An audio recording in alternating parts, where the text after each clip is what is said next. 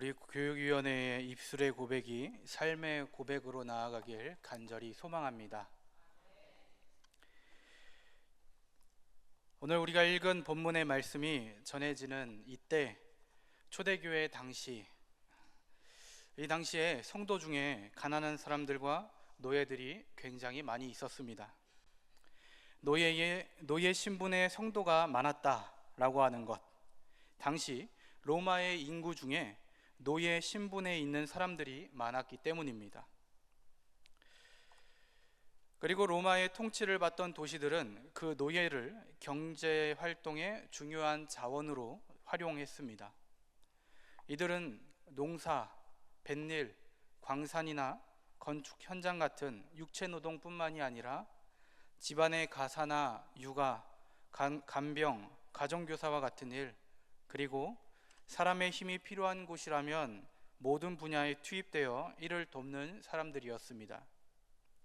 보통 로마 자유인 한 가정에 한두 명의 노예가 있었고, 재산이 많은 부자들은 400명이 넘는 노예들을 소유하고 있는 경우도 있었다고 합니다.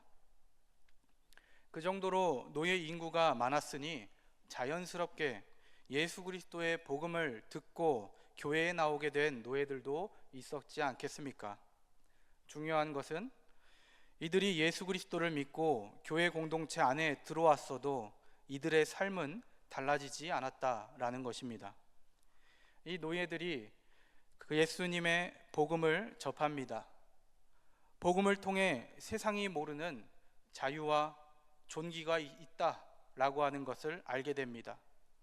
하나님께서 그 한 명 한 명을 왕같은 제사장이며 거룩한 나라요 하나님의 소유가 된 백성으로 선택하셨다라고 하는 것을 알게 됩니다.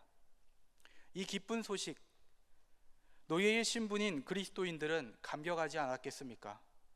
그러나 말씀을 듣고 그들이 맞닥뜨린 현실, 세상은 어떠합니까? 여전히 비참할 수밖에 없는 노예의 삶입니다. 그렇다면 현실 속에 그들은 누구입니까? 존귀하고 거룩한 하나님의 백성들일까요? 아니면 가장 밑바닥 인생을 살아갈 수밖에 없는 비참한 노예일까요? 말씀을 준비하며 우리가 그런 상황에 놓여 있는 것은 아닌가 생각해 보게 되었습니다. 요한복음 8장 31절 이하에 이렇게 있습니다. 이런 내용이 있습니다. 예수님께서 자신을 믿겠다라며 찾아온 유대인들에게 말씀하십니다. 너희가 내 말 안에 거하면 내 제자가 되고 진리를 알지니 진리가 너희를 자유롭게 할 것이다. 이 말을 들은 유대인들이 묻습니다. 우리는 아브라함의 자손이어서 남의 종이 된 적이 없거늘 무슨 자유에 대하여 이야기를 합니까? 예수님은 그런 그들을 향해 말씀하십니다.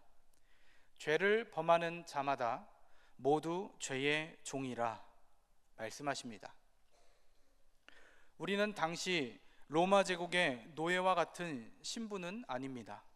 하지만 이때 당시 노예들이 겪었던 어려움, 불확실한 미래, 삶의 녹록지 않은 모습들이 우리의 현실과 많이 닮아 있습니다. 하나님의 말씀을 듣습니다. 힘을 얻습니다. 그렇게 나의 일터로, 나의 공동체로 돌아가면 희망, 자유, 회복의 말씀을 들었기에 기쁨이 넘쳐야만 합니다.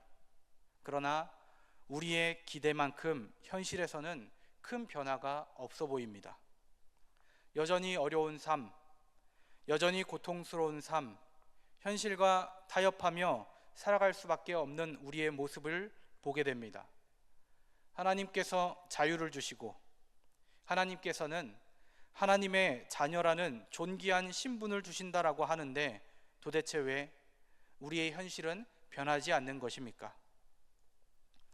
이 질문에 대하여 베드로의 선포가 오늘 우리의 마음속에 하나님께서 주시는 힘찬 은혜로 다가오기를 간절히 소망합니다. 베드로는 말씀을 듣고 은혜를 받았지만 현실에서 좌절을 경험하고 있는 당시 노예 신분을 가진 그리스도인들을 향해 권면의 말을 전합니다. 본문 베드로전서 2장 18절의 말씀 함께 읽어보겠습니다. 시작. 사한들아 범사에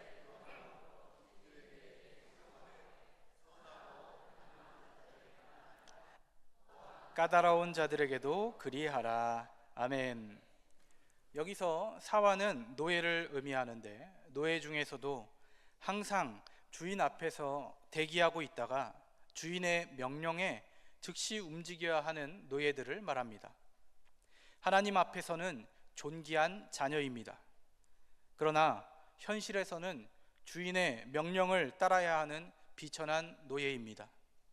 예수님을 향한 믿음으로 얻었던 놀라운 자유, 하나님의 자녀라는 신분이 현실에서는 아무런 영향도 주지 못합니다. 사랑하는 성도님들, 우리가 믿는 하나님은 어떤 분이십니까? 이스라엘을 애굽에서 종살이하던 백성들을 해방시키신 하나님, 안식년과 희년법을 통해 그 어떤 사람도 다시는 다른 사람의 종이 되지 못하게 하신 하나님이십니다.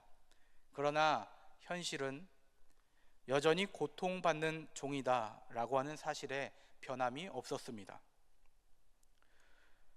이 이야기는 우리가 신앙생활을 하다 보면 겪게 되는 물음이 될 것입니다. 분명 하나님께서는 우리를 회복시키시고 더 좋은 곳으로 주신다 말씀하시지만, 우리가 살아가고 있는 세상과 몸을 담고 있는 현실은 전혀 그렇지가 않아 믿음이 흔들릴 때가 종종 다가옵니다. 그렇기 때문에 더더욱 베드로는 오늘의 권면을 노예의 신분인 그리스도인들에게 할 수밖에 없었습니다. 하지만 단순히 맹목적으로 주인에게 순종하라는 말이 아닙니다. 믿지 않는 사람들과 함께 살아가는 이 세상 속에서 하나님의 논리가 통하지 않습니다. 이 땅은 예수님이 딛고 사셨던 그때나 지금이나 변함없이 정의가 아닌 집단의 이익, 집단을 넘어 개인만의 이익을 위해서 살아갑니다. 교회는 썩지 않고 더럽지 않고 쇠하지 않을 기업을 소망으로 삼지만, 세상은 어떻습니까? 썩고 더럽고 쇠할 것, 그것들을 최고의 가치로 여기며 살아갑니다. 서로 바라보는 본질이 전혀 달라야 합니다. 그래서 세상은 믿는 사람들이 추구하는 가치와 목표를 우습게 여깁니다. 이런 상황 속에서 교회가 말하는 그 어떤 논리나 복음의 제시도 세상에 통하지가 않습니다. 하지만 단 하나, 세상에서도 인정하는 단 하나, 예수님의 가르침, 악을 선으로 갚는 행위, 이 외에는 아무것도 통하지 않습니다. 그래서 베드로가 말합니다. 본문 20절 함께 읽어보겠습니다. 시작. 죄가 있어 매를 맞고 참으면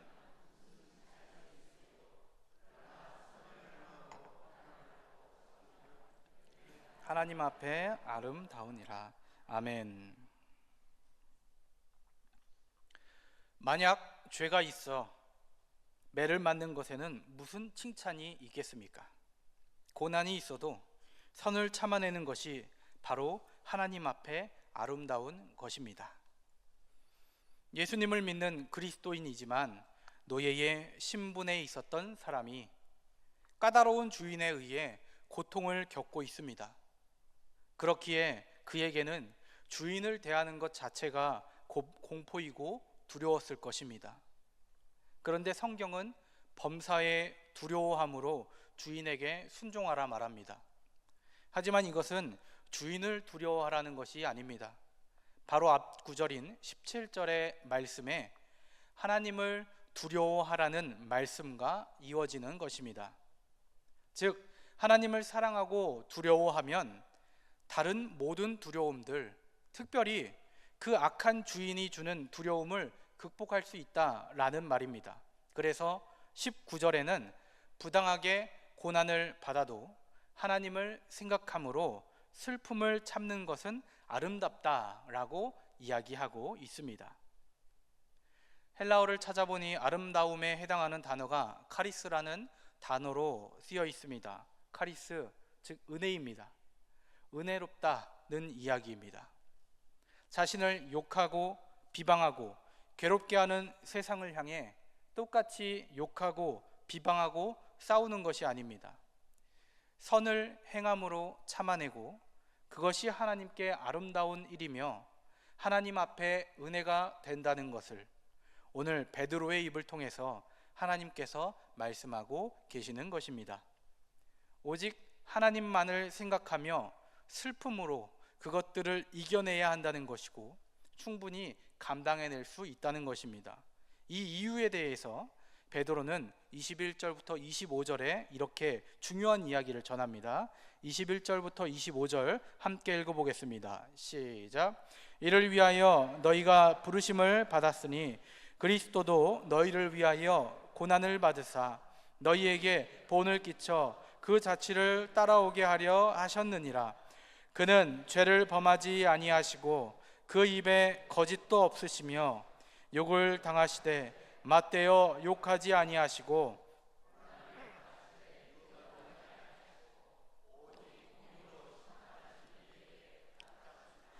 친히 나무에 달려 그 몸으로 우리 죄를 담당하셨으니 이는 우리로 죄에 대하여 죽고 의에 대하여 살게 하려 하심이라.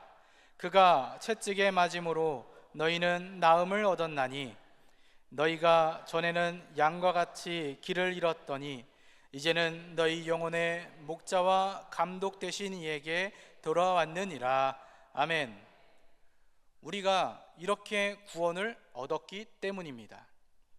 부당한 고난과 죽음에 하나님의 일, 하나님의 뜻을 생각하고 견디고 참으신 예수님의 십자가를 통해 우리는 구원을 얻었습니다. 베드로는 그렇게 구원받은 성도들이 부당한 고난에도 하나님을 생각하며 참고 견디면 하나님의 은혜를 드러낼 수 있을 것이다 라고 주장합니다. 이 일이 하나님의 보시기에 아름다운 일이다 라고 말합니다. 부당한 고난과 어려움에도 하나님을 생각하며 참고 견디는 것이 교회가 존재하는 이유입니다. 우리가 예수님을 믿고 구원받았음을 고백하며 구원의 여정이 끝난 것 같이 멈추는 게 아닌 계속하여 복음을 전하고 믿음의 길을, 구원의 길을 걷는 이유이기도 합니다. 참 쉽지가 않습니다. 어떻게 불의한 일로 고통과 고난을 받는 일이 교회와 성도들의 존재 이유가 될 수 있냐는 말입니까? 이러한 베드로의 말이 사실이라면 그리스도인들이 부당하게 고난을 당하는 것은 선택이 아니라 필수적인 것이 됩니다. 부당한 고난을 주는 악한 주인에게 하나님을 두려워하는 그 두려움을 가지고 악을 선으로 갚는 아름다운 일을 보여준다면 세상은 하나님을 본다는 것입니다. 주님이 하셨듯 그들도 그리하라고 베드로는 말하고 있는 것이며 우리도 이렇게 살아야 한다라고 여러분들에게 전합니다. 죄인된 우리의 본성에 맞지 않는 그리스도의 길, 죄인인 우리에게 너무나 맞지 않는 그리스도인의 길, 그 길을 걸어야 하는 데에 다른 이유가 없습니다. 하나님께서 우리를 그 길로 부르고 계시기에 우리가 사랑하는 주님께서 우리를 따라오게 하시려고 본이 되어 먼저 그 길을 가셨기 때문입니다. 다른 길은 없습니다. 우리가 하나님께로 가는 길, 예수 그리스도의 길, 십자가의 길 외에는 다른 길이 없습니다. 우리는 하나님께 받는 것에 익숙한 나머지 나를 위한 예수 그리스도의 십자가와 고난은 쉽게 받아들이지만 내가 걸어가야 할 그리스도의 십자가는 참 받아들이기 어려워합니다. 그러나 이 길은 결코 분리될 수 없는 단 하나의 길입니다. 어려운 고난의 길입니다만 하나님께서는 우리가 그 길을 걸어가길 원하십니다. 하나님을 믿고 하나님 말씀에 은혜를 받으셨습니까? 하지만 내 삶 속에서 큰 변화가 없어 좌절하고 계십니까? 우리 선생님들 그리고 우리 부장님들, 아이들과 함께 예배하고 찬양함에 변하지 않는 아이들을 보며 좌절하고 계십니까? 매 순간 도전해오는, 덤벼오는 아이들에게 어려움이 있습니까?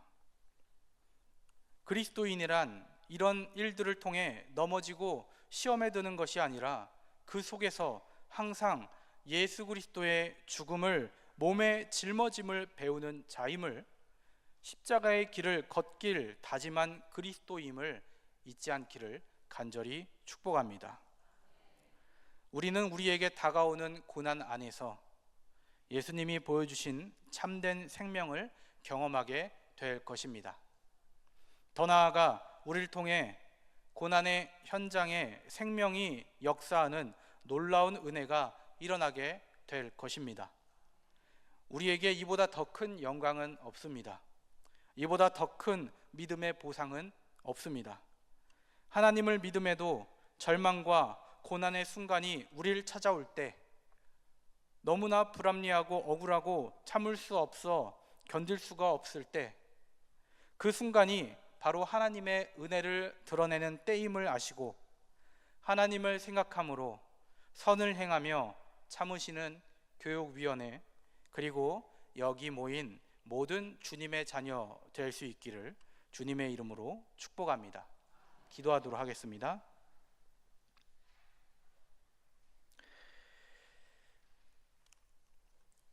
함께 말씀 나누었습니다.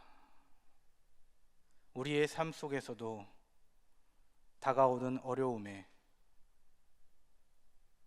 고난에, 아픔에 넘어지지 않고 끝까지 하나님께서 그리고 예수 그리스도께서 보여주신 그 선을, 십자가의 길을 걷게 되는 우리가 될 수 있도록 도와주시옵소서. 예수님의 이름으로 기도합니다. 아멘.